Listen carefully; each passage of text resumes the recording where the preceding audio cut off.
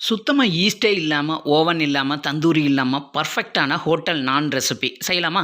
வாங்க. 1 கிலோ மைதா, 1 teaspoon salt, 1 table spoon அளவுக்கு sugar, 1 teaspoon அளவுக்கு baking powder, 1/4 teaspoon baking soda, 2 table spoon அளவுக்கு தயிர், 3 டேபிள் ஸ்பூன் அளவுக்கு குக்கிங் ஆயில் இதோட சேர்த்துட்டு நல்லா கையில மிக்ஸ் பண்ணி விட்டுக்கலாம். அதுக்கப்புறம் இந்த மாவை நான் தண்ணி யூஸ் பண்ணாம வெதுவெதுப்பா பால் ஊத்தி நான் இந்த மாவை நல்லா மிக்ஸ் பண்ணி சாஃப்ட்டா பெசஞ்சு எடுத்துக்கிறேன். ஒரு 5 நிமிஷம் பெசஞ்சு விடுங்க.